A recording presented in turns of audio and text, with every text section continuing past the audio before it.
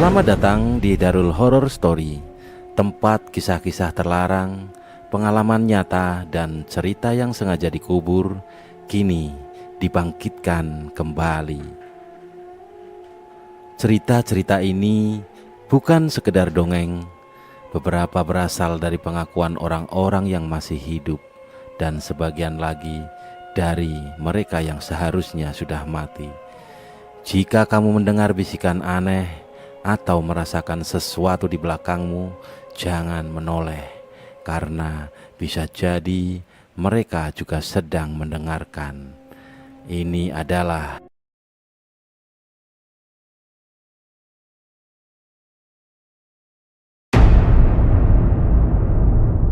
wis dipesteni, saben opo wae nang alam donya bakal ketemu marang kodrate. Ora ana kang bisa sulaya, ora ana kang bisa lunga saka pepestene Gusti Pangeran.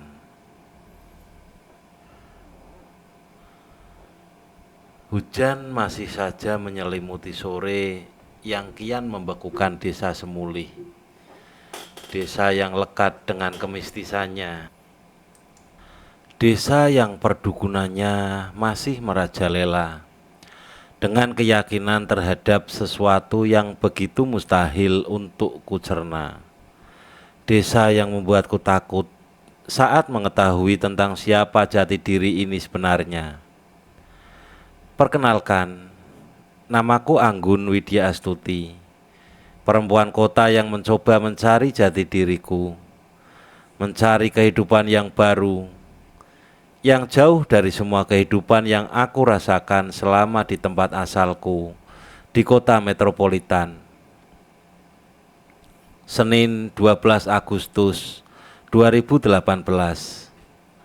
Waktu yang sangat aku nantikan. Setelah melalui perjalanan yang begitu melelahkan, akhirnya aku mendapat pekerjaan dan mulai bekerja di salah satu kafe ternama. Aku adalah anak kedua dari 4 bersaudara. Aku berniat setelah lulus dari bangku SMA akan mencari pekerjaan. Orang tuaku bukanlah orang yang tidak mampu menyekolahkan putra-putrinya hingga ke jenjang yang lebih tinggi. Bahkan bisa dibilang kedua orang tuaku ini semua lulusan sarjana, dan itu semua beliau dapat setelah menikah dan dengan hasil kerja mereka, bukan dari nenek ataupun kakek. Aku tidak meneruskan belajarku di sebuah universitas karena aku malas untuk berpikir tentang pendidikan. Jangan beranggapan aku bodoh. Aku selama berpredikat sebagai pelajar selalu saja masuk dalam 3 besar. Hanya saja kepintaran yang aku miliki membuatku sombong dan berlagak menyebalkan.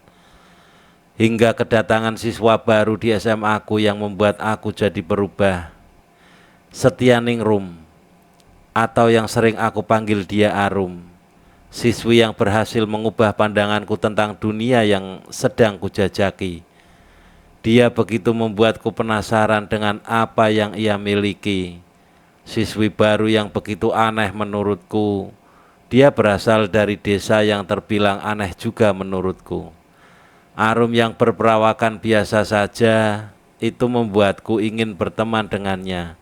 Dan benar saja, di dalam kurun waktu yang kurang dari setengah tahun sebelum kelulusan sekolah, aku menjadi sahabat Arum. Kedua orang tuaku pun melihat perubahan yang aku miliki. Walaupun sifat keras kepalaku tidak bisa diubah, tapi mereka melihat aku lebih bisa menghargai tentang apa yang aku miliki sekarang. Dan yang terpenting, mereka bilang aku mulai peduli dengan saudara-saudaraku ini. Anggun, bangun nak, kamu mulai kerjakan sekarang? Suara ibu dari balik pintu mengagetkanku. Astaga, teriakku setelah melihat jam di dinding. Ah, ibu, kenapa nggak bangunin aku sih? Kerutuku setelah melihat ibu di ruang makan. Kamu yang dibangunin alot, ibu yang kena marah, dasar, geram Kak Zaki. Kak Zaki adalah anak pertama. sedangkan aku anak kedua, Dek Hanum anak ketiga, dan Zidan adik bontotku. Ih, apaan? Ikut-ikut aja, nyebelin, kesalku. Kak Anggun keblok, kayak kebo aja. Jam segini baru bangun, kata Zidan. Hah? Aku berhasil dibuat menganga oleh perkataannya. Udah, berantem mulu. Ayo Anggun lekas mandi, makan terus berangkat kerja, ucap ibu melerai kami. Meskipun merasa sangat kesal, aku pun mulai menjalankan aktivitasku dengan semangat yang baru. Aku bekerja di kafe bersama Arum, teman baru yang berhasil membuatku menjadi sekarang ini. Aku dan Arum bekerja sebagai pelayan kafe. Kami mulai bekerja dari jam 7 pagi hingga 5 sore. Hari yang begitu melelahkan untukku, bekerja seharian melayani setiap pengunjung yang datang. Apalagi aku yang cuma anak manja yang setiap harinya cuma layah-layah di rumah, tetapi sekarang seperti sedang kerja rumuso di zaman tak berpenjajahan. Capek ya? Tanya Arum sambil membawakan minuman. Banget, sahutku sembari menerima minuman. Pokoknya kita harus semangat, gak boleh manja kalau bekerja, oke? Kata Arum menyemangati.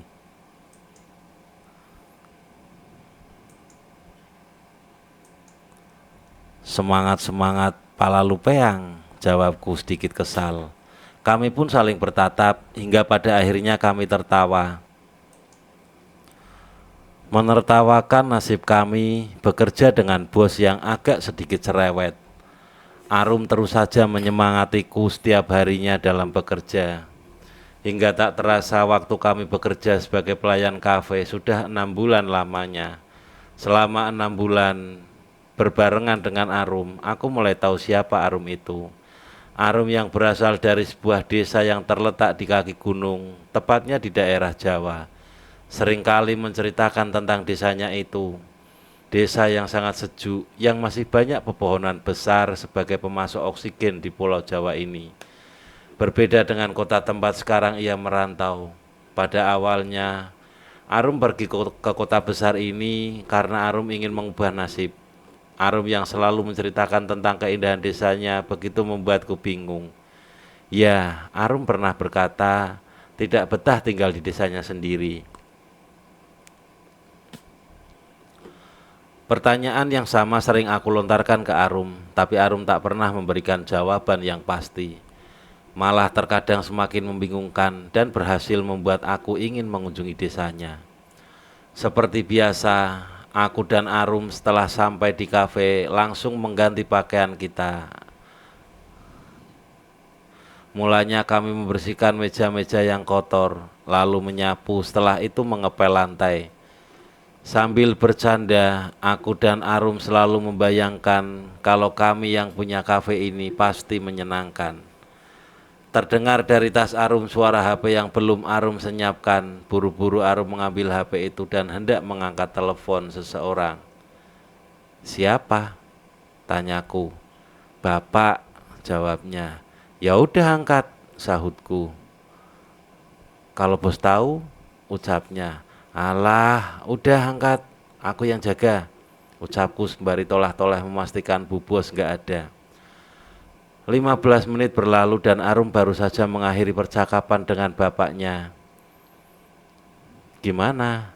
Ada apa, Rum? Tanyaku penasaran. Ibu sakit, aku disuruh pulang sama bapak, jawabnya risau.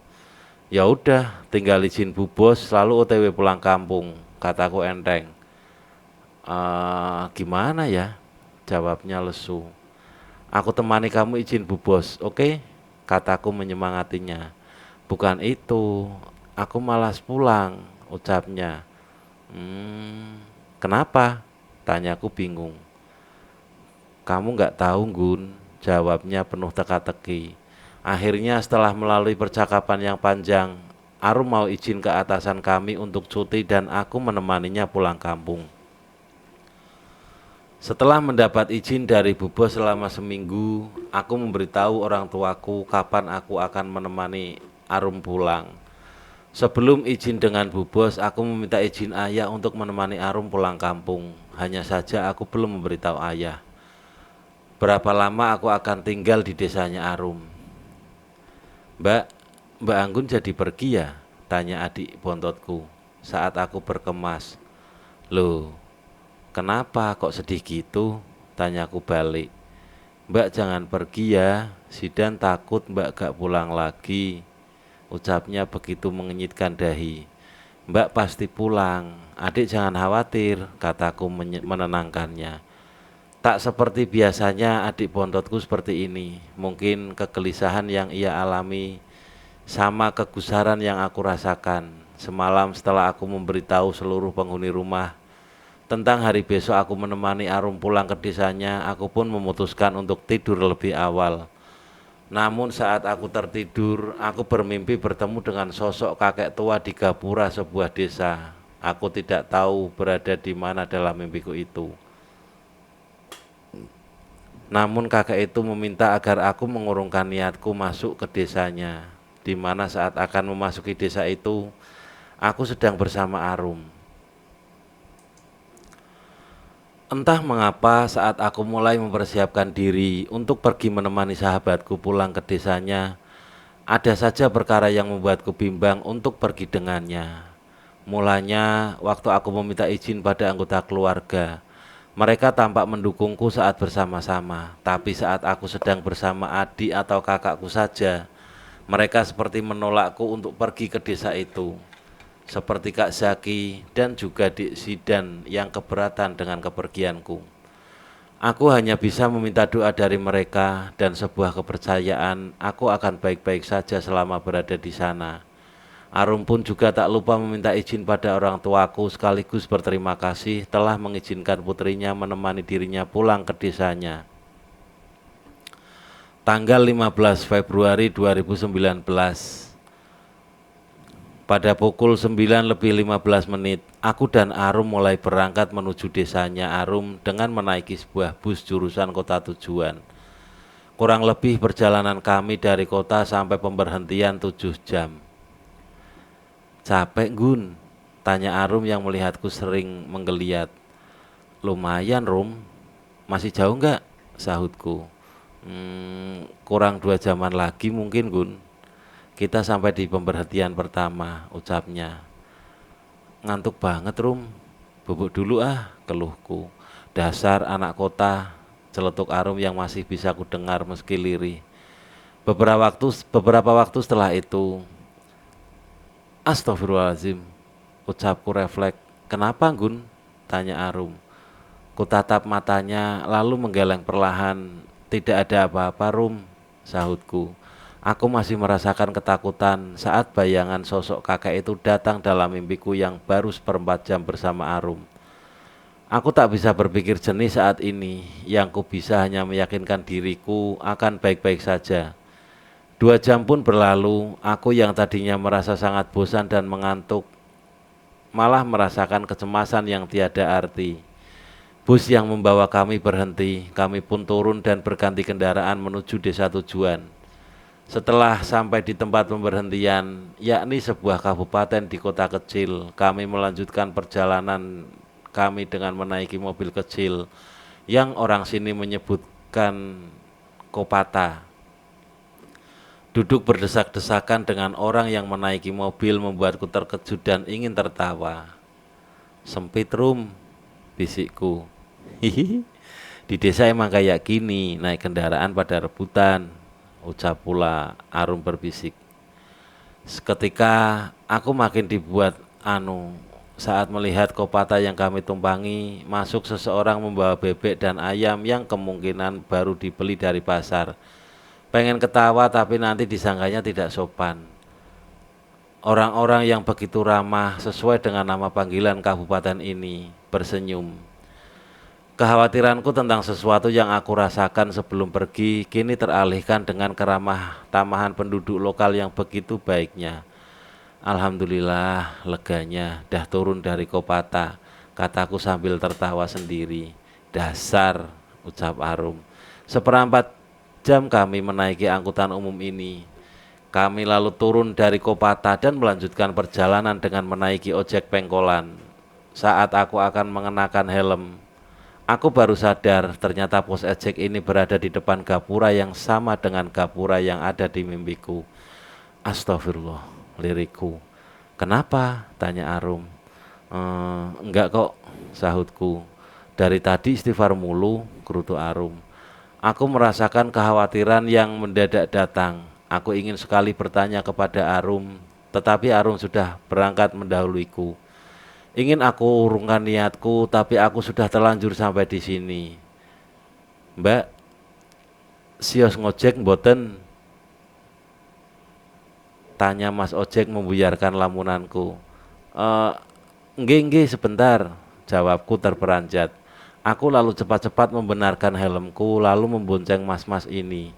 Sekitar seperempat jam akhirnya aku sampai juga di dusun yang dituju.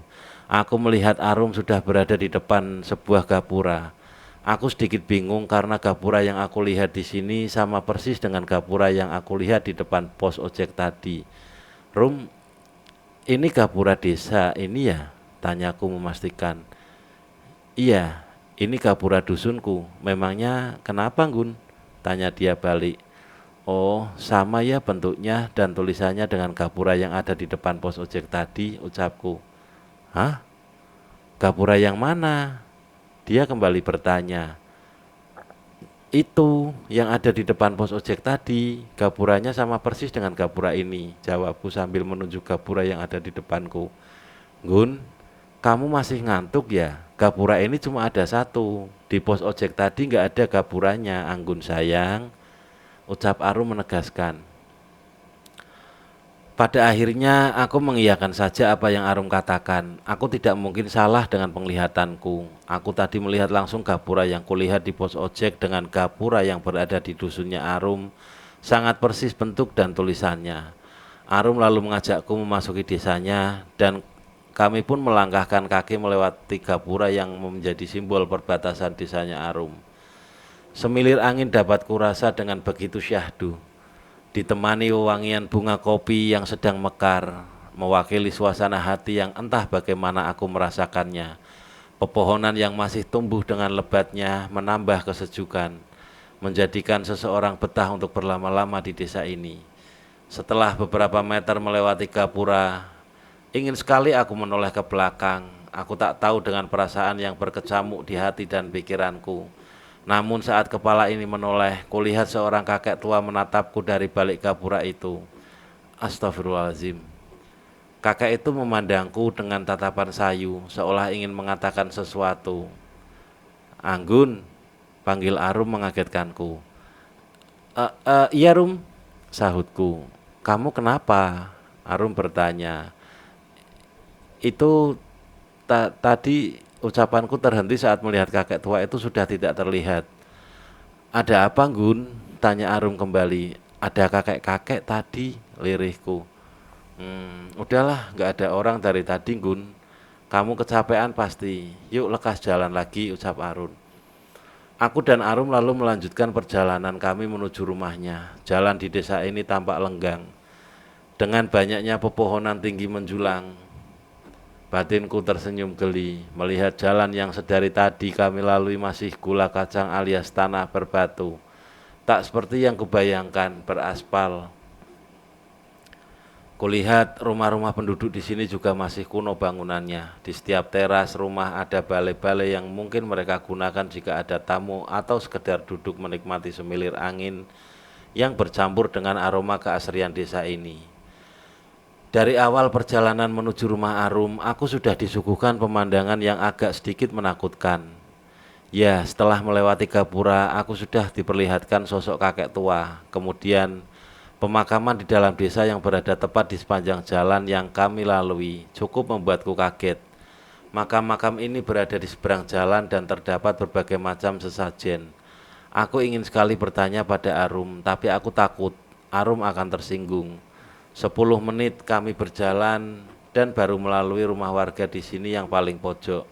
Aku sedikit mengeluh karena saat memasuki gapura desa, rumah sudah terlihat dari kejauhan. Namun nyatanya tidak sesuai yang aku bayangkan. Desa Arum ini terletak di lereng gunung, jadi yang dikira rumah begitu dekat ternyata jauh karena jalan yang menanjak saat terlihat dari bawah. Hei, diem aja Gun, capek ya? Sini aku gendong, goda Arum. Uh, kesalku sambil mengerucutkan bibir. Rumah pertama yang kami lewati tampak senggang, mungkin penghuninya sedang pergi meladang. Jarak rumah satu dengan lainnya berkisar antara 10 meteran, dengan dipenuhi pepohonan yang tampak menakutkan bila malam telah tiba.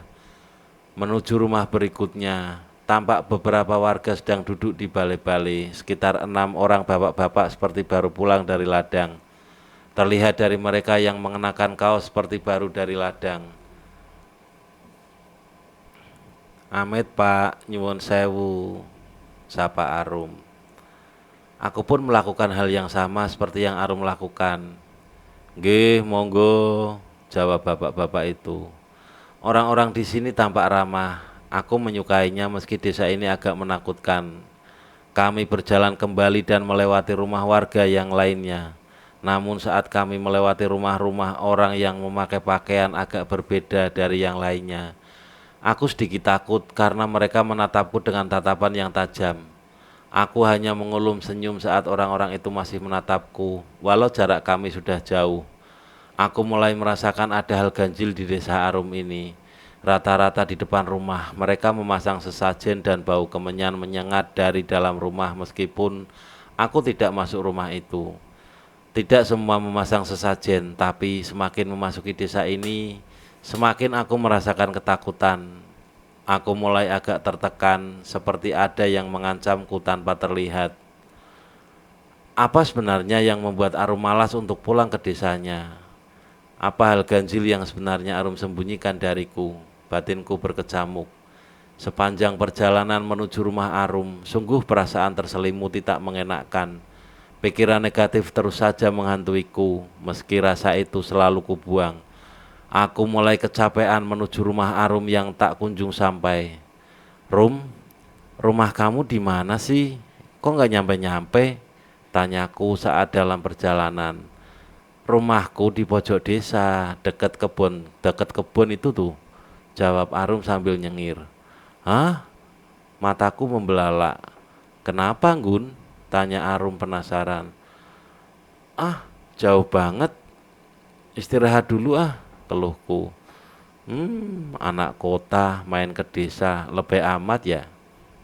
Ucap Arum meremehkan. Ih, Arum, aku tuh nggak lebih, aku cuma anu aja, protesku tak terima. Ya udah, sini duduk dulu, ucap Arum kemudian. Aku dan Arum akhirnya memutuskan untuk berhenti di salah satu rumah warga. Sungguh nikmat sekali kaki ini bisa selonjoran sambil menikmati angin sepoi-sepoi. Meski di desa Arum ini cuacanya panas, tetapi aku tidak merasakan kegerahan. Aku agak tertegun saat sadar kalau aku dan Arum berhenti di rumah warga yang agak sedikit mengerikan keadaannya.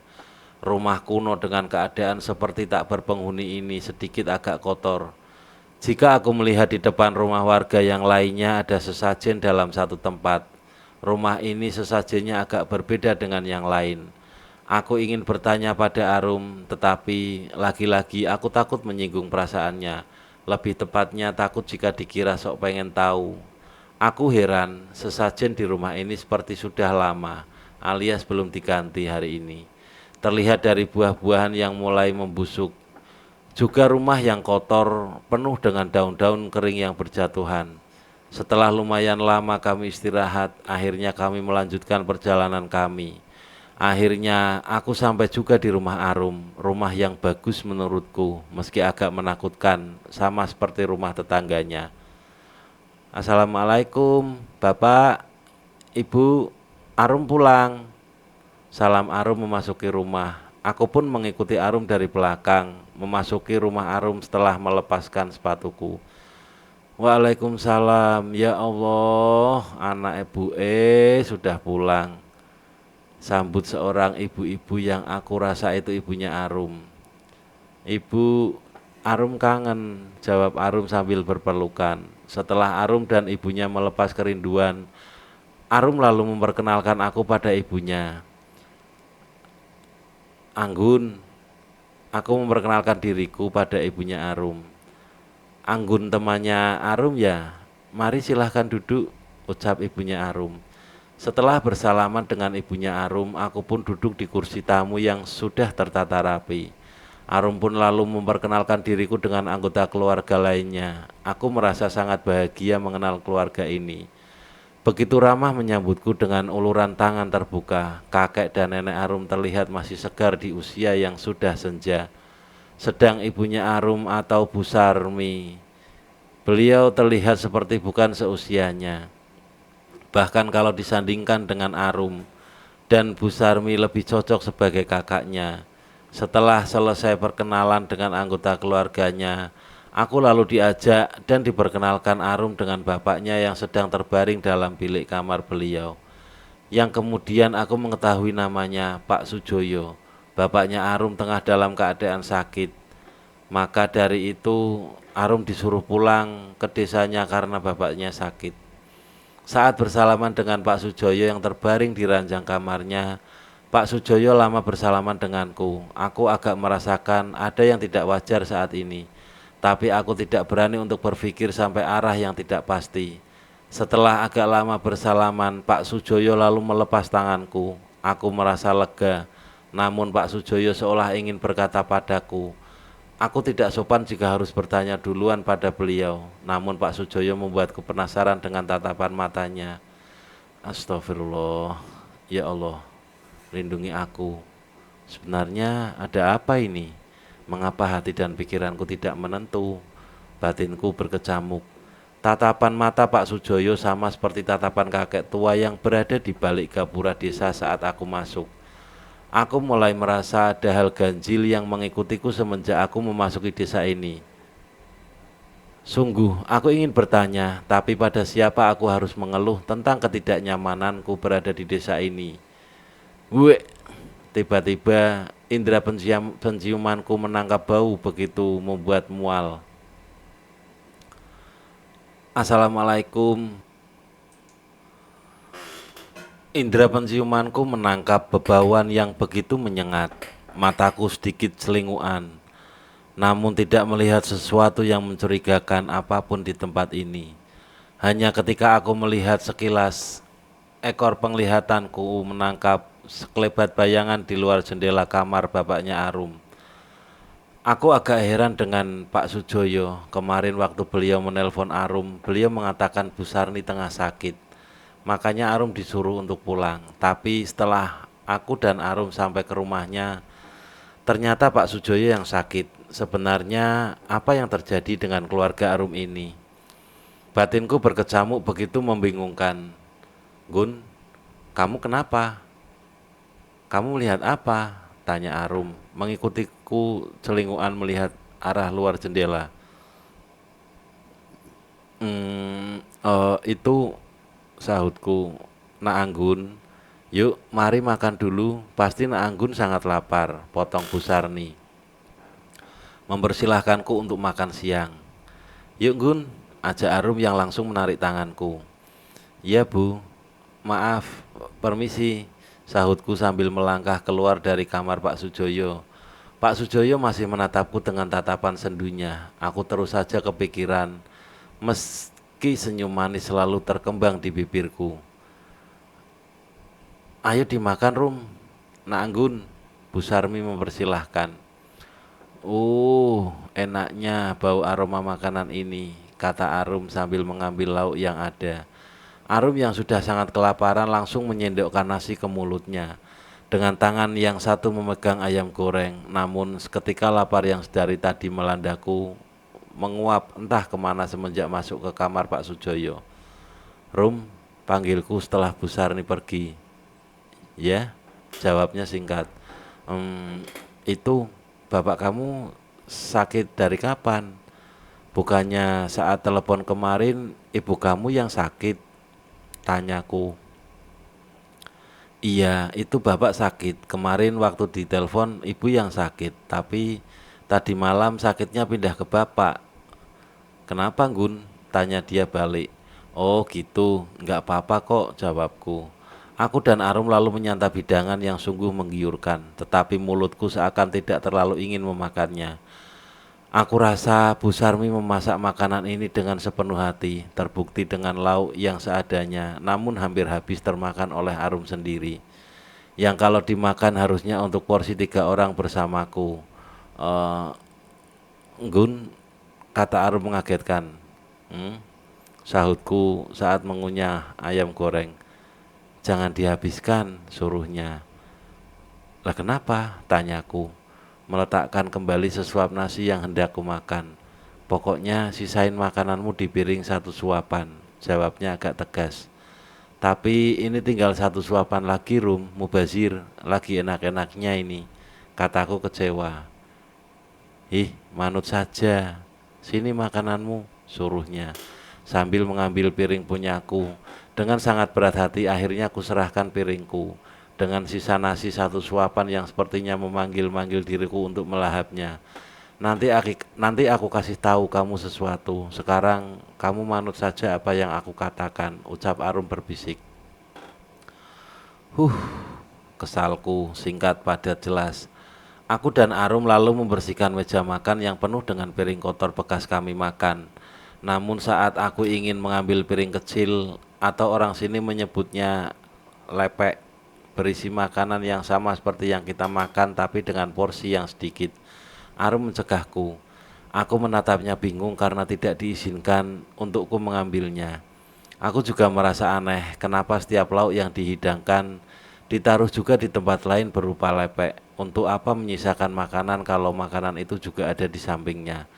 Pikirku, kalau mau menyisakan makanan harusnya diletakkan di lemari makanan atau kulkas. Tetapi nasi beserta lauk pauk itu ditaruh di sini juga, yang menurutku memakan banyak tempat. Juga bisa-bisa diambil orang yang tidak tahu karena lepek yang digunakan berdekatan dengan mangkok makanan yang lain. Capeknya. Yuk kita ke kamar aja. Udah sore, kita istirahat sebentar, ajak Arum padaku. Lah terus piring ini gimana? Tanya aku kemudian. Udah biar ibu saja nanti, jawab Arum. Aku manut dan mengikuti Arum dari belakang. Sesampainya aku di dalam kamar, Arum langsung menutup pintu dan menguncinya. Aku terheran dengan sikap Arum yang seperti sedang mengkhawatirkan sesuatu. Kamar Arum ini terletak di lantai atas atau lantai 2. Aku bisa melihat pemandangan asri lereng gunung yang sangat indah ini. Namun belum juga aku merasa puas, Arum menutup jendela kamarnya dan menarikku duduk di ranjangnya. Ih, Arum, kataku jengkel. Shh, jangan uring-uringan kayak gitu. Aku mau kasih tahu kamu sesuatu, ucapnya. Kasih tahu apa? Tanyaku penasaran. Tapi kamu janji bakal manut ya sama aku, ucap Arum memberi persyaratan. Iya, iya, jawabku. Di sini itu banyak banget sesuatu yang menurut kamu, orang kota, itu dianggap aneh dan membuatmu ingin bertanya, kata Arum. Maksudnya? Tanyaku bingung. Ya seperti tadi, kamu pasti heran kenapa ada lauk ditaruh dalam lepek. Yang lepek itu sesuai jumlah dengan makanan yang terhidang. Arum menjelaskan. Ya, kenapa? Tanyaku. Itu sajen, jawabnya. Hah? Sajen? Maksudnya? Mataku membulat sempurna. Arum lalu menjelaskan bahwa setiap keluarga yang memasak makanan, entah makanan apapun itu, kita diharuskan untuk menyisakan barang sedikit. Misal jika pagi hari kita memasak nasi, ayam goreng dan sayur lodeh, maka kita harus mengambilnya 1 sendokan dan ditaruh di lepek. Itu semua dilakukan karena menurut kepercayaan yang sudah mendarah daging karena diwariskan. Makanan itu diberikan untuk roh pendahulu atau keluarga kita yang sudah meninggal. Itu adalah bentuk dari rasa hormat kita kepada leluhur kita. Bahwa kita yakin kalau makanan yang dipisahkan itu akan dimakan oleh mereka yang sudah tidak ada. Kita baru diperbolehkan untuk membersihkan lepek-lepek itu sehari sesudahnya, meski tidak berkurang sedikit pun di lepek itu. Tapi masyarakat di sini percaya kalau yang sudah meninggal itu sudah mencicipi apa yang masyarakat hidangkan untuk mereka. Aku hanya mengangguk mendengar penuturan Arum. Sebenarnya aku ingin lebih mendengarkan penjelasan tentang norma-norma masyarakat di sini. Tapi Bu Sarmi memanggil kami dan kami akhirnya turun ke bawah. Gun, ucap Arum serius. Ya, sahutku. Aku mohon kamu jaga bicara dan tata kramamu. Sebab, brak, aku dan Arum sama-sama memandangi jendela yang tiba-tiba terbuka dengan sendirinya. Gun, ngapain? Tanya Arum menghentikan langkahku. Maksud hati, aku ingin menutup kembali jendela yang terbuka. Arum mencegahku dengan tergesa, membuatku menyeritkan dahi. Tak terasa suara adzan maghrib berkumandang dari tempat yang lumayan jauh dari rumah ini. Ternyata waktu maghrib di sini agak sedikit terlambat azannya. Kalau di kota mungkin sudah mau memasuki waktu isya. Tapi di sini baru mau azan maghrib saja. Bu Sarmi ternyata memanggil kami untuk melaksanakan kewajiban petang. Karena setelah itu kami, atau lebih tepatnya aku akan diajak menemui Pak RT setempat untuk melapor. Sebagai tamu yang menginap di desa memang diwajibkan untuk melapor ke RT setempat. Apalagi di desa yang sepertinya memang ketat ini, semua norma-norma sangat diutamakan.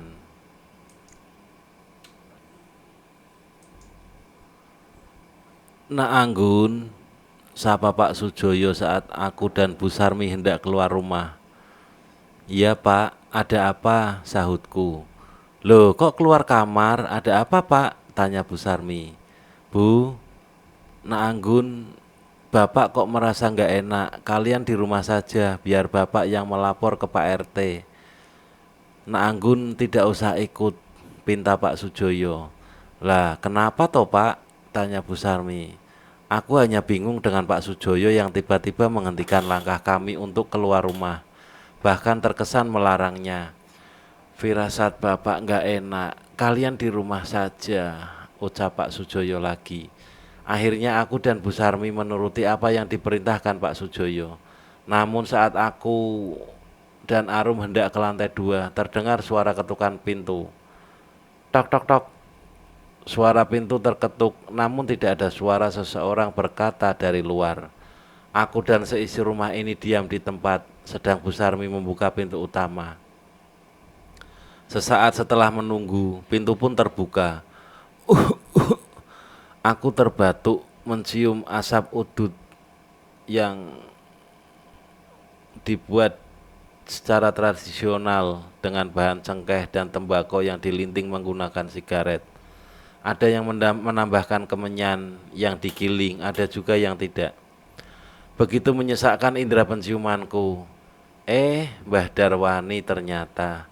Mari Mbah, silahkan masuk, ajak Bu Sarmi ramah pada tamunya. Iya Sar, jawab orang itu angkuh.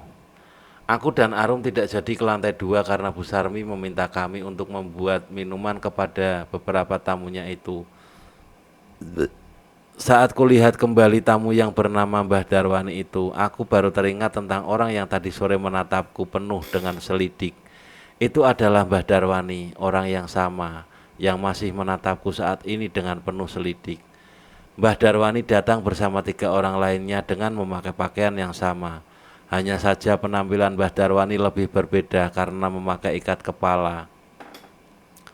Aku dan Arum lalu menghidangkan teh hangat bersama bakwan goreng. Meskipun aku agak risih dipandang seperti itu oleh orang yang tidak aku kenal, terlebih angkuh seperti mereka. Saat kami akan ke belakang, Bu Sarmi menyuruh kami duduk untuk bersama tamunya. Kami pun mengiyakan permintaan Bu Sarmi. Tak sopan juga bila meninggalkan tamu. Sujoyo, kamu kenapa tidak bilang ada tamu di rumahmu? Tanya Mbah Darwani dengan lagaknya yang sok. Saya baru saja akan melaporkan ke Pak RT malam ini. Tetapi Mbah Darwani datang bertamu. Jadi nanti saja, jawab Pak Sujono sopan. Lapor RT. Harusnya kamu itu lapor ke Mbah Wongso. Dia tetua kita, Joyo, kata Mbah Darwani tersinggung. Nggih Mbah, sahut Pak Sujoyo menunduk. Aku merasa ada yang aneh dengan tamunya Pak Sujoyo ini. Mereka tampak seperti orang yang berkuasa. Sungguh saat berbicara terlihat sangat angkuh sekali, ingin sekali ikut menimbrung pembicaraan mereka. Namun aku tidak bisa seenaknya di sini. Kamu siapa Cah Ayu? Tanya Mbah Darwani padaku dengan suara yang dibuat selembut mungkin. Anggun Mbah, jawabku sekenanya. Muak sekali melihat orang yang bernama Mbah Darwani itu menatapku dengan tatapan penuh nafsunya. Kamu berasal dari mana? Dia bertanya lagi. Dari kota Mbah, jawabku asal. Kamu berapa bersaudara? Anak keberapa kamu?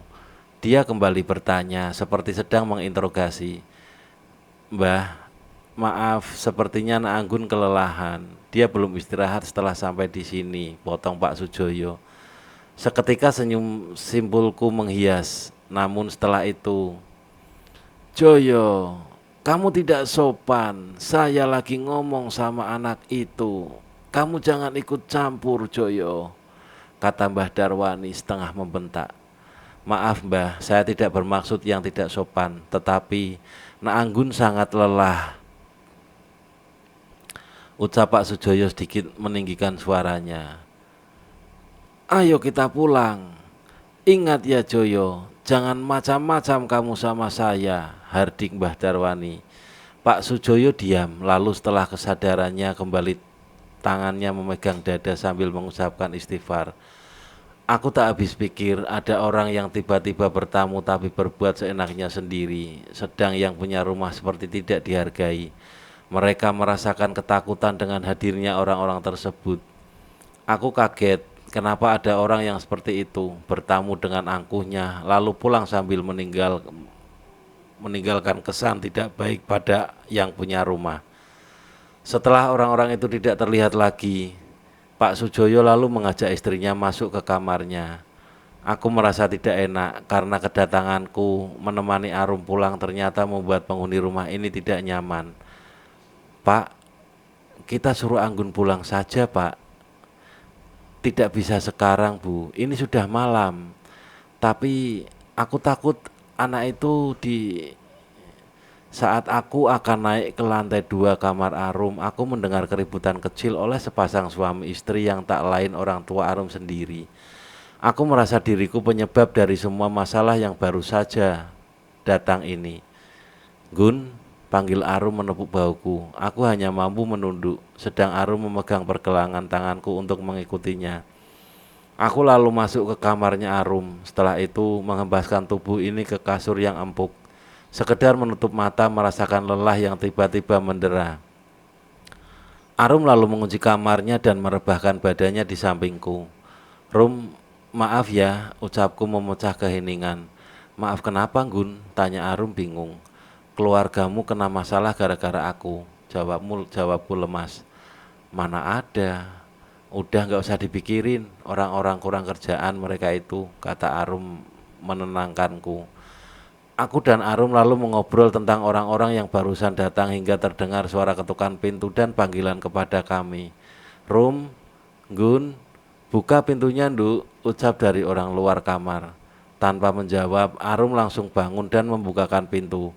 Kulihat dari dalam Bu Sarmi dan Pak Sujoyo datang. Mereka lalu masuk ke kamar Arum dan duduk bersama kami. Nak Anggun, maaf sebelumnya, ucap Pak Joyo risau. Loh, kenapa kok minta maaf Pak? Memangnya ada apa? Tanyaku bingung. Begini Nak Anggun, demi keselamatan kita semua, tentunya keselamatan Nak Anggun yang paling penting.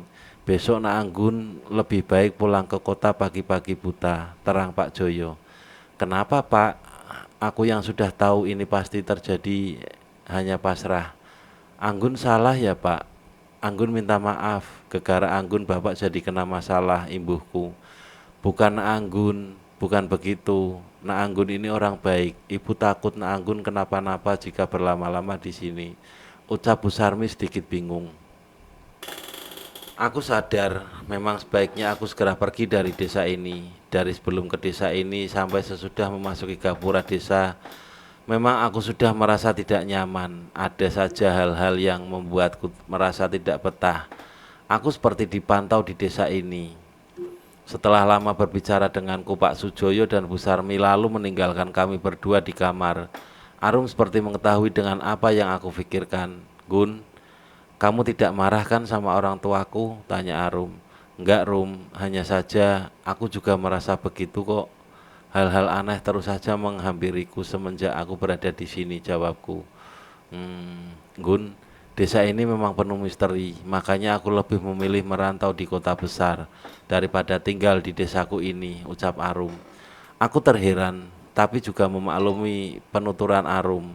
Arum yang berasal dari desa ini sepatutnya jauh lebih mengerti tentang desanya ketimbang aku.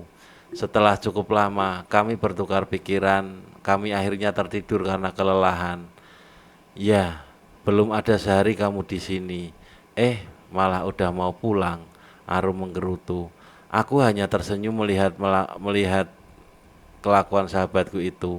Tampak menggemaskan dia. Pagi-pagi sekali aku sudah siap mengemas benda-bendaku dalam tas yang cukup besar. Kedua orang tua Arum merasa bersalah padaku, namun aku segera berkata pada mereka kalau aku paham mengapa harus segera pergi dari desa ini. Belum juga aku berpamitan dengan keluarga besar Arum, terdengar dari pengeras suara desa yang memberitahukan ada warga yang meninggal. Aku dan keluarga Arum lalu keluar rumah mencari tahu gerangan siapa warga di sini yang telah berpulang. Terlihat warga berlari menuju salah satu rumah warga. Kami pun lalu mengikutinya. Ternyata yang meninggal adalah Mbah Wongso.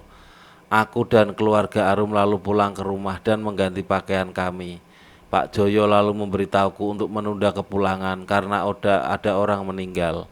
Terlebih lagi orang itu adalah sesepuh di desa ini dan begitu dihormati. Aku hanya mengangguk, mengiyakan apa yang diperintahkan bapaknya Arum. Aku, Arum dan Bu Sarmi lalu pergi ke rumah orang yang meninggal guna membantu persiapan acara pemakaman.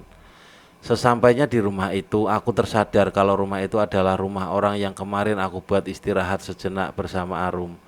Aku juga mendengar bisik-bisik ibu warga sini yang mengatakan jika Mbah Wongso ini sudah meninggal 3 hari yang lalu. Bulu kudukku terasa merinding, takut juga penasaran dengan hibahan mereka. Kata mereka yang aku dengar saat mereka hibah, Mbah Wongso meninggal 3 hari yang lalu, tetapi jasadnya seperti meninggal 2 jam yang lalu.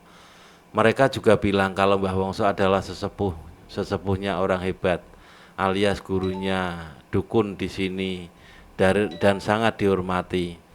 Aku jadi bingung juga takut karena muridnya Mbah Wongso di sini sangat banyak dan mereka begitu dihormati. Walau aslinya mereka dihormati karena warga sekitar dipaksa untuk menghormati mereka. Aku merasa terancam saat Mbah Darwani beserta orang-orangnya melintas di hadapanku. Mereka melihatku seperti ingin menerkamku saja. 5 jam berlalu dan jenazah Mbah Wongso sudah dirumat. Semua perlengkapan sudah siap semua, tapi aku buat melongo oleh ada di sini. Ya, jenazah Mbah Wongso yang sudah siap untuk dimakamkan malah dibiarkan di dalam rumah begitu saja, dengan keranda yang sudah siap pula di luar rumah. Kami semua harus memakan nasi selamatan beserta lauk pauk yang sudah dihidangkan. Aku sedikit heran mengetahui tentang adat yang menurutku agak aneh di sini. Tentang adat di mana ada orang yang meninggal sebelum jenazah dimakamkan. Semua orang yang hadir diharuskan untuk memakan nasi selamatan dulu. Baru setelah itu jenazah diberangkatkan. Begitupun jenazah boleh dimakamkan setelah semua orang yang hadir di sini makan besar. Dan tentunya harus menunggu lauk pauk matang semuanya kalau ingin makan besar. Aku pun sebenarnya merasa canggung untuk makan seperti warga lain, tapi Arum mengingatkanku kalau aku harus menghormati adat desa ini.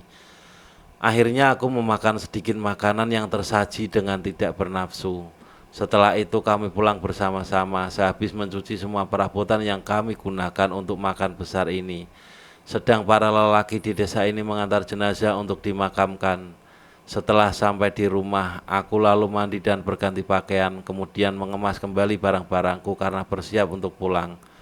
Kamu mau kemana Gun? Tanya Arum. Pulang, jawabku santai. Gini Gun, ucap Arum seperti terbebani. Gun, aku tidak bisa ikut pulang denganmu sekarang, soalnya aku memicingkan mata saat Arum dengan bingungnya ingin mengatakan sesuatu.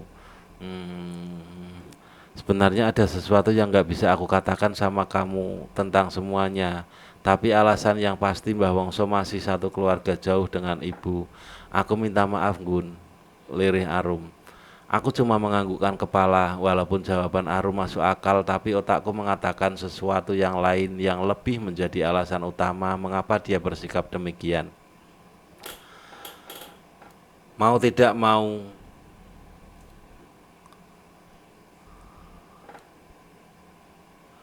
aku pun kembali meneruskan mengemasi barang-barangku dan bersiap untuk pulang. Dengan perasaan sedikit kesal, kulangkahkan kaki keluar dari rumah ini setelah sebelumnya berpamitan dengan orang dalam. Aku dan Arum saling diam saat mengantarkan kepulanganku. Hingga setengah perjalanan sudah terlampaui. Arum menghentikan perjalanan kita. Gun, aku kok kebelet. Aku izin ke toilet dulu ya di salah satu rumah warga. Ucap Arum. Aku mengiyakan. Arum dengan langkah panjangnya pergi meninggalkanku. Sedikit rasa takut menyelimuti saat sore menyapa dengan rayuan angin sendu yang meliuk-liuk di ranting pepohonan yang mencekam. Senada dengan sepi yang melanda, hewan malam yang mulai bersuara pun mendendangkan bebunyian yang membuat bulu kuduk berdiri sempurna. Ya Allah, ucapku terkaget. Siapa ya?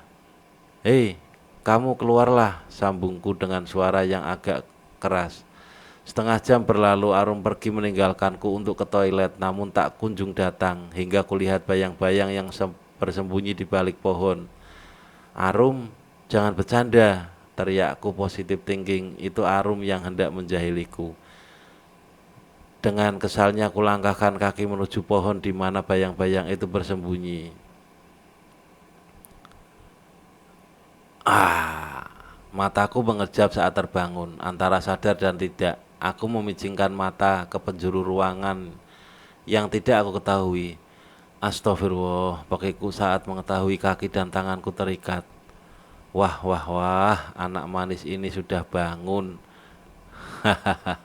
Ucap seseorang dengan tawanya yang sungguh menjijikkan. Kamu, lepasin aku, sahutku berteriak. Ya, kulihat beberapa orang sedang memperhatikanku saat lampu ruangan ini dihidupkan. Aku yang mengenali mereka meskipun tidak tahu tentang mereka, merasa sangat takut dengan seringai tatapan mereka yang menyeramkan. Namun sebisa mungkin aku tidak boleh memperlihatkan rasa takutku ini. Apa mau kalian? Bentakku. Cah manis, gak boleh lu kalau marah-marah, ucap seseorang yang memuakkan. Ya, mereka adalah komplotan Mbah Darwani, komplotan orang-orang yang berkuasa di desa ini. Kamu diam-diam dulu ya anak manis. Besok kalau sudah tiba waktunya, kita akan melakukan ritual penyatuan. Gelegar tawa dengan beringasnya. Enggak, tolong lepasin aku mau pulang, ucapku memohon. Dengan uraian air mata, aku memohon pada mereka agar dilepaskan, namun seakan mata dan hati mereka buta. Mereka tidak mendengar isakanku. Aku menangis, meratapi nasibku yang berubah memilukan. Aku menolak makanan dan minuman pemberian mereka hingga aku sangat tak berdaya. 3 hari lamanya setelah aku disekap di ruangan ini, Mbah Darwani datang menemuiku. Dia yang tak berbelas kasihan itu menatapku tajam sembari memberiku segelas air. Kamu minum sekarang, suruhnya tak berbelas kasih. Tak sudi aku meminum pemberian orang sepertimu, ucapku lirih, menolak pemberian Mbah Darwani. Karto, surat, paksa anak ini makan dan minum. Tepat 7 hari peringatan kematian Mbah Wongso, kita akan mengadakan ritual. Kelompok kita pasti semakin berjaya, ucapnya pada orang-orang suruhannya. Mataku hanya bisa mengeluarkan air dengan tatapan sayuku, memandang mereka yang tengah tertawa dengan bahagianya tanpa ada belas kasih sedikit pun. Di sisi lain, tanpa diduga senyum mengembang dari wajah seorang perempuan. Ku dengar tawa mereka semakin menjadi saat ada orang masuk. Orang itu membawa beberapa barang yang membuat bulu kudukku semakin merinding. Mbah, Ini nanti barang-barang yang akan digunakan untuk ritualnya, ucap orang tersebut. Mbah Darwani dengan teliti memeriksa barang-barang pembersih orang itu. Bagus, nanti ayam cemani dan bunganya menyusul, kata Mbah Darwani. Mataku kembali membola sempurna saat Mbah Darwani membentangkan kain putih panjang dengan senyum penuh arti. Ya Allah, lindungi aku, batinku resah.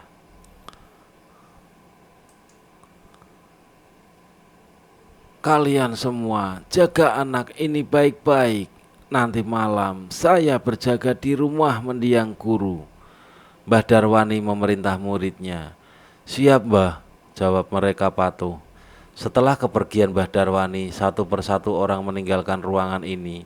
Ruangan yang seperti rumah kayu tak berpenghuni di tengah hutan, sepi dan jauh dari ramainya hiruk pikuk desa yang ramai dengan meninggalnya sesepuh mereka. Kulihat mereka yang tengah duduk di pojokan, tersisa 5 orang yang sepertinya berjaga menungguku, agar tidak bisa melarikan diri. Aku kok merinding ya? Kenapa? Hari ini tepat hari ketiga meninggalnya guru sepuh. Terus? Dasar bego lo. Emang kenapa toh? Ah, kamu kayak gak tahu aja. Ini malam ganjil. Aku tersenyum kecut mendengar percakapan mereka yang sangat memuakkan. Mereka berani menculik dan menindas wanita lemah sepertiku, namun takut akan hal yang tidak pasti. Malam semakin larut, mereka yang menjagaku sudah kelelahan dengan obrolan mereka yang tak masuk akal. Aku yang masih terjaga memperjelas penglihatanku saat melihat bayangan hitam melintas di balik jendela yang belum tertutup sempurna. Bulu kudukku semakin meremang saat suara hewan malam saling bersahutan. Dalam hati, aku hanya mampu beristighfar hingga tiba-tiba lampu padam dengan sendirinya. Woi, mati lampu woi, ucap mereka kaget. Aku yang tidak bisa melihat apa-apa ingin menjerit namun tertahan saat tangan besar membekap mulutku. Sekuat tenaga aku memberontak namun kalah kuat dengan seseorang yang telah membopongku. Aku dibawa olehnya entah kemana dalam malam yang pekat namun mencekam. Di balik suara bunyi hewan malam ini, aku menangis kembali meratapi nasib yang entah akan dibawa seperti apa. Aku tersadar setelah orang itu mendudukkanku di akar pohon besar. Aku melihat sedang berada di tengah hutan yang lebat dan mengerikan ini. Aku terkesiap saat melihat orang yang berada di belakangku. Arum, kalian, lirihku. Gun, maafin aku, tapi jangan pernah ada dalam pikiranmu kalau kamu begini karena aku. Aku bakal jelasin ke kamu, tapi setelah kita meninggalkan tempat ini, Mas Yono akan mengantarkan kita kembali ke kota. Sekarang kamu minum ini dulu. Kamu sangat lemah. Kita harus cepat keluar dari desa ini, ucap Arum panjang. Entah apa aku harus percaya lagi dengannya atau tidak. Saat ini aku sangat kacau. Orang-orang tidak bisa kupercayai semua. Mereka munafik. Dek, ayo, kita harus pergi sekarang, suruh lelaki yang tadi membopongku pada Arum. Dek Anggun, percaya pada saya diberi amanat bapaknya Arum untuk menyelamatkanmu dari desa ini, ucapnya padaku tanpa keraguan. Aku mengangguk terpaksa, lalu kembali digendong belakang olehnya setelah membukakan pengikat di tangan dan kakiku. Sementara di lain tempat tampak keributan terjadi di antara mereka yang bertugas menjagaku. Mereka kelimpungan saat mendapatiku tidak ada di tempat. Mereka bertengkar dan saling menyalahkan, hingga salah satu dari mereka memberanikan diri memberitahu Mbah Darwani kalau aku berhasil lolos dari penyekapan. Kurang ajar, berdebah, teriak Mbah Darwani emosi. Kalian semua berpencar, cari bocah ingusan itu sampai dapat, sambungnya sambil membanting benda apapun yang terlihat di depannya. Tanpa dikomando, mereka lalu berpencar mencariku. Di malam yang mencekam ini, aku masih tetap dalam pikiran yang berkecamuk. Sepanjang perjalanan, Mas Yono menyuruhku untuk beristighfar. Beliau mencoba meyakinkanku kalau dia dan Arum bukan orang jahat yang akan melukainya. Sampai pada tempat yang agak terang, Mas Yono dan Arum berhenti. Aku lihat di tempat ini sudah ada tasku dan tas Arum yang ditutupi dedaunan dan ranting pohon yang patah. Kita harus pergi dari sini, Gun, ucap Arum kemudian. Hahaha. Seketika kami menoleh ke belakang saat aku melihat siapa pemilik suara tersebut. Badanku bergetar hebat. Aku sangat ketakutan hingga menenggelamkan wajahku di balik badan Mas Yono. Cah Ayu, jangan main-main kamu sama saya. Ayo kita kembali. Saya lelah main kucing-kucingan sama kamu, Cah Ayu. Hahaha. Ucap orang yang tak lain adalah Mbah Darwani. Mas, selamatin aku mas, lirihku pada Mas Yono. Tenang Gun, aku akan bawa kamu pergi dari sini, sahutnya. Ibu, istighfar bu. Ibu jangan terpengaruh perkataan Mbah Darwani bu. Ibu sadar bu, teriak Arum menyadarkan ibunya. Arum, jangan jadi anak pembangkang. Cepat, kamu serahin Anggun sama Mbah Darwani. Setelah nanti ritual berhasil, kita akan jadi orang terpandang, Rum. Kita akan jadi orang paling disegani di desa ini, jawab Bu Sarmi dengan bangganya. Aku tidak dapat berpikir jernih, aku hanya pasrah dengan nasibku. Entah siapa yang harus aku percaya, aku tidak bisa. Pekik Mas Yono lalu terjatuh. Aku lantas menjerit saat anak buah Mbah Darwani mengambilku dari gendongan Mas Yono. Kami yang lengah juga tidak dapat melihat dengan jelas sekitar kami karena gelap. Anak buah Mbah Darwani menangkap kami dari belakang. Lepasin aku, teriakku, meronta meminta dilepaskan. Kulihat Mas Yono sedang dipukuli anak buah Mbah Darwani, sedang Arum meronta-ronta saat tangannya diikat oleh mereka juga. Kamu yang manut ya, ucap Mbah Darwani penuh nafsu. Aku merasa jijik saat tangan kasar lelaki tua jelek itu menyentuh pipiku. Bahkan dalam keadaanku yang terikat dan tak berdaya di hadapan murid-muridnya, dia memegang bahuku hingga meraba leherku. Dan aku merasa jijik dengan keadaanku saat ini. Arum terdengar menangis saat melihatku diperlakukan buruk oleh orang tua jelek ini. Cepat, kita bawa anak ini. Urus mereka juga. Bawa sekalian ke gubuk, ucap Mbah Darwani. Aku menghela nafas panjang saat Mbah Darwani menghentikan aksinya saat akan melecehkanku. Entah bersyukur atau apa, aku lega kesucianku tidak dirusaknya. Aku, Mas Yono dan Arum dibawa kembali ke gubuk tua di tengah hutan. Aku sangat kelelahan hingga tak sadarkan diri. Hampir seperempat jam aku pingsan dan saat membuka mata, setelah disadarkan oleh Bu Sarmi, kulihat Arum duduk ketakutan dikelilingi beberapa anak buah Mbah Darwani. Mau apa kalian? Jangan mendekat, ucapnya ketakutan. Mata mereka seperti singa yang kelaparan dengan tatapan yang menjijikkan. Mereka seolah siap menerkam mangsa yang ada di hadapan mereka. Aku tidak habis pikir, Bu Sarmi dengan entengnya tidak merasa kasihan, bahkan terlihat puas saat anak perempuan yang disayanginya siap untuk menjadi mangsa mereka yang penuh nafsu itu. Ibu, selamatkan aku bu, teriak Arum pada ibunya. Cih, sahut dari seorang perempuan yang telah melahirkannya. Aku tak sanggup melihat Arum yang sudah mulai disentuh oleh salah satu dari mereka. Arum berteriak histeris saat bagian baju bawahnya mulai tersingkap oleh tangan-tangan kotor mereka. Hentikan, teriakku. Seolah mendengar teriakanku, orang-orang itu lalu berhenti saat akan melecehkan sahabatku. Aku menangis dalam kepiluan, dalam keadaan pasrah. Kalian jangan menyentuh mereka. Aku akan menuruti semua yang kalian mau, lirihku. Senyum puas mengembang terlihat dari wajah mereka. Arum yang mendengar penuturanku menggelengkan kepalanya cepat, menyuruhku seolah dia tidak setuju dengan apa yang aku ucapkan.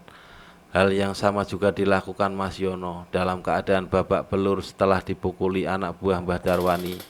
Dia juga tidak setuju dengan apa yang aku katakan. Dia tidak rela, seakan mengerti nasib apa yang akan kutemui setelah mengucapkan aku menyerahkan diriku pada mereka. Bagus Cak Ayu, senyum mengembang terlihat dari wajahnya. Kita lakukan saat ini juga di hari ganjil kematian Mbah Wongso. Aku akan melakukan ritual penyatuan dengan anak yang terlahir dengan weton aos. Weton atau hari lahir anak yang dapat menyempurnakan ilmu yang diwarisi oleh guruku. Hahaha, tawanya sungguh sangat menakutkan, sekaligus menjijikkan. Cah Ayu, nanti kita akan bersenang-senang, lirihnya yang membuatku bergidik ngeri. Gun, kamu jangan pasrah begitu, ucap Arum setengah berteriak. Aku hanya menatap nanar ke arahnya. Gun, aku mohon, biar kami saja yang mereka jadikan mangsa. Kamu tidak boleh seperti itu, ucap Mas Yono juga. Aku tidak mengerti dengan apa yang akan terjadi nanti. Aku juga tidak bisa berpikir lagi, seolah hidupku akan berhenti di tempat yang baru saja aku singgahi. Terlihat anak buah Mbah Darwani masuk ke gubuk membawa barang-barang yang aku rasa itu untuk ritual. Ayam cemani yang juga bermacam bunga dan sesajen juga sudah dibawa olehnya. Aku yang seakan pasrah dibuka tali pengikat tubuhku dan tak meronta seperti sebelumnya. Arum dan Mas Yono terus berteriak agar aku melarikan diri dan tak melanjutkan ritual itu. Di tengah hutan yang gelap dan lebat ini, aku naik keranjang lusuh yang beralas tikar dari anyaman rotan. Dengan sesajen yang berada di sekitar ranjang, juga ayam cemani pula. Kulihat Mbah Darwani sudah berganti pakaian, dia hanya mengenakan kain putih. Sedang murid-muridnya sudah mengelilingi ranjang. Kulihat Bu Sarmi tersenyum puas. Entah apa yang dia rasakan, dia begitu senang. Aku tak mengerti. Apa yang akan Bu Sarmi dapatkan setelah aku menjadi korban mereka? Apa pula yang dijanjikan Mbah Darwani padanya?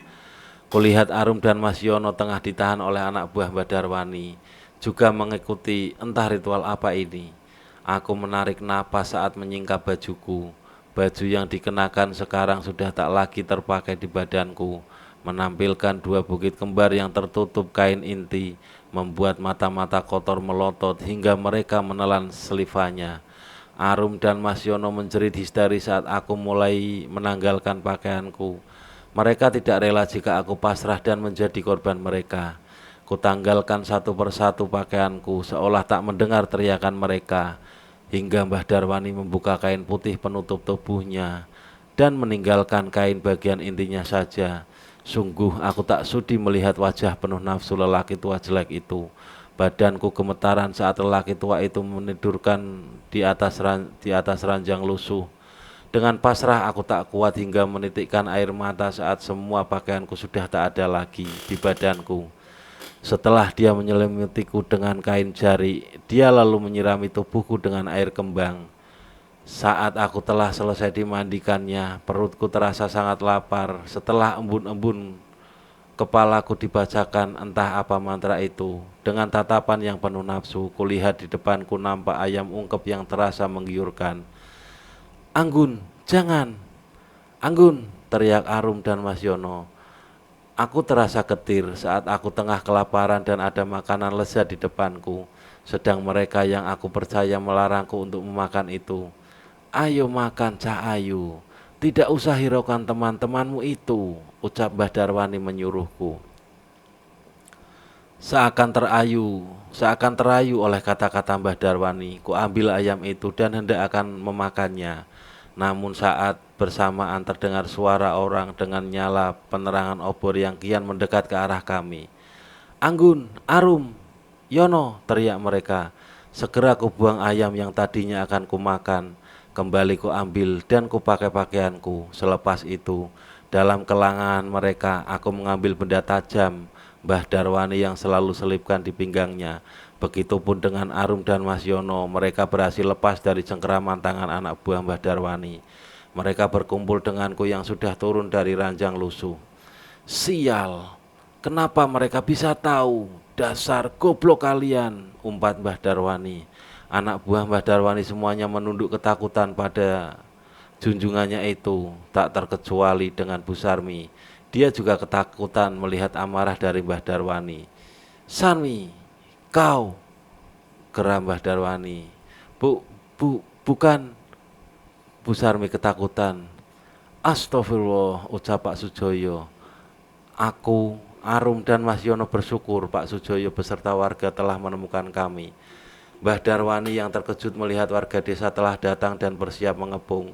segera menutupi tubuhnya yang sebelumnya hanya memakai penutup inti. Anak buah Mbah Darwani ditangkap warga desa, begitupun Mbah Darwani yang tak berkutik saat akan dibawa oleh mereka. Sedang Bu Sarmi, dia meronta-ronta berteriak dengan keras tidak tahu menaung. Pak, tolong Pak, aku tidak tahu apa-apa, tolong aku Pak. Mohon Bu Sarmi pada Pak Sujoyo. Seolah Pak Sujoyo sudah mengerti semuanya, beliau tidak menghiraukan ucapan istrinya itu. Pak Sujoyo lantas mendatangi kami. Beliau memelukku dan Arum dengan erat sambil berlinang air mata. Beliau meminta maaf pada kami. Aku dan Arum tak kuasa dengan keadaan saat ini. Kami menangis bersama, meratapi nasib yang entah akan seperti apa jika warga tidak menolong kami. Aku, Arum, dan Mas Yono lantas dibawa warga desa menuju rumah kepala desa. Di sana sudah ada Tasku dan Arum yang pada rencana awal kami akan melarikan diri dari desa ini. Kami bebersih dan menikmati hidangan yang disiapkan, tak membutuhkan waktu lama. Makanan yang tersedia habis dilahap kami bertiga, dan setelahnya kami menuju balai desa untuk bersaksi atas perlakuan tidak pantas yang dilakukan oleh komplotan Mbah Darwani.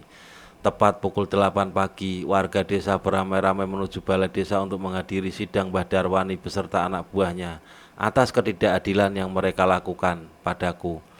Sesampainya di sana, kulihat Mbah Darwani yang seakan tidak takut apapun menyeringaiku saat kami bertatapan. Manik legam itu mengisyaratkan kalau dia sangat marah dan membenciku. Arum seakan tahu apa yang aku rasakan saat ini. Dia menggenggam erat tanganku, menguatkanku dengan tatapan tulusnya. Aku yang berada di antara Arum dan Mas Yono seakan mendapatkan kekuatan menghadapi masalah yang dihadapi saat ini. Mereka menyemangatiku dengan hal-hal positif. Sidang berlangsung dengan alotnya. Mbah Darwani yang menggunakan kekuasaan komplotannya hingga Bu Sarmi yang tetap kekeh tidak mau mengakui di balik dalang penculikanku membuat sidang kian memanas hingga tak terasa waktu menunjukkan pukul 2 siang hari. Dan akhirnya dijatuhkan hukuman kepada Mbah Darwani, anak buahnya dan juga Bu Sarmi. Ya, setelah mereka mengakui kesalahan mereka walaupun penuh dengan sanggahan-sanggahan, akhirnya mereka akan mendapatkan balasan setimpal sesuai dengan ketidakadilan yang aku rasakan. Tak butuh waktu lama, setelah acara sidang selesai, aku diantar warga kembali menuju rumah kepala desa. Beliau juga warga meminta maaf padaku atas kesalahan warga desanya. Seakan tidak peduli dengan mereka, aku meminta izin untuk segera pergi dari desa ini. Begitu takutnya aku berada di sini, seolah setiap pergerakan yang aku lakukan selalu diawasi siapapun.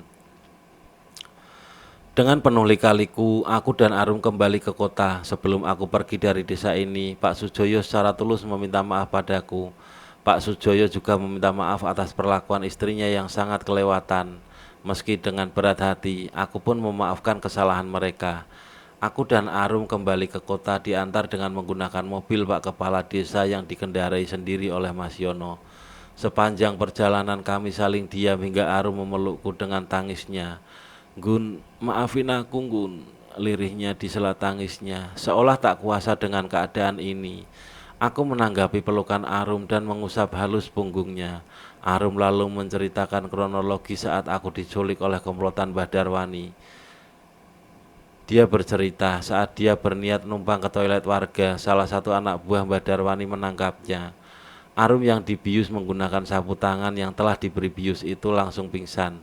Hingga saat terbangun, Arum mendengar kalau anak buah Mbah Darwani yang lain yang tengah mengincar Anggun dan Arum sudah berhasil menangkap Anggun. Ya, rencana ini dari awal Mbah Darwani memang akan menculik Anggun dan Arum saat di perjalanan pulang ke kotanya. Namun naas, saat Arum lengah di toilet dan Anggun dalam posisi sendirian, mereka diculik dengan mudahnya. Arum yang masih kuat saat melihat anak buah Mbah Darwani yang tengah lengah, mencoba melarikan diri dan berlari sejauh kekuatan kakinya. Saat dalam pelarian, Arum melihat Mas Yono, seorang pemuda desa yang tengah merumput di sekitar hutan. Mas Yono lalu menyelamatkan Arum dari anak buah Mbah Darwani dan bercerita tentang Anggun. Mas Yono yang tahu betul tentang seluk-beluk Mbah Darwani lalu berniat menyelamatkan Anggun dan juga Arum. Dengan penuh keyakinan dan kematangan, Mas Yono menyusun strategi penyelamatan Anggun dengan bantuan warga sekitar. Meskipun pada pertengahan rencana mereka tertangkap kembali oleh Mbah Darwani, adapun Bu Sarmi atau ibunya Arum, dia ternyata sudah kong kali kong dengan Mbah Darwani. Dia diiming-imingi akan menjadi orang terpandang setelah berhasil menangkap Anggun untuk ritual. Karena Mbah Darwani sangat positif thinking akan mendapatkan kedikdayaan dan kesaktian yang tiada tanding setelah ilmu dari gurunya menurun padanya.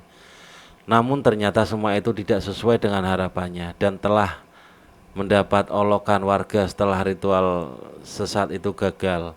Ibu Arum mendapatkan balasan setimpal. Arum dan aku pun saling berpelukan, menguatkan satu sama lain hingga saku bajuku bergetar mendapat seseorang menelponku. Assalamualaikum Ibu, lirihku. Nak, kamu bagaimana? Sudah beberapa hari ibu telepon gak diangkat. Ibu cemas nak, sahut ibu dengan suara khawatirnya. Bu, Anggun, ucapku terhenti saat akan melintasi gapura desa. Penglihatanku menangkap sosok kakek tua yang tersenyum padaku. Lalu ingatanku kembali teringat sosok kakek tua itu. Ya, dia kakek yang ada dalam mimpiku. Dia juga yang kulihat saat aku akan memasuki gapura ini. Kakek itu adalah Mbah Wongso, guru yang dipuja-puja Mbah Darwani. Gun, ucap ibu menyentak lamunanku. Aku dan ibu lalu mengobrol sedikit dan mengakhiri sesi telepon kami. Otakku tak dapat mencerna tentang semua ini hingga perutku kembali kelaparan. Aku mencoba untuk menguatkan hatiku tentang semua yang terjadi. Pasti ada sebab dan akibat. Semua yang berada di dunia hanyalah bentuk dari bekal yang akan dibawa menuju kehidupan setelah adanya kematian. Tipu muslihat dunia seolah menutup netra dengan hingar-bingar derajat pangkat, membuat mereka yang haus akan kepuasan melakukan segala upaya untuk mencapai hasratnya, entah itu dengan jalan yang tak sesuai akidah. Selalu tetapkan di hati dengan iman dan ketakwaan agar terhindar dari segala bentuk kekufuran.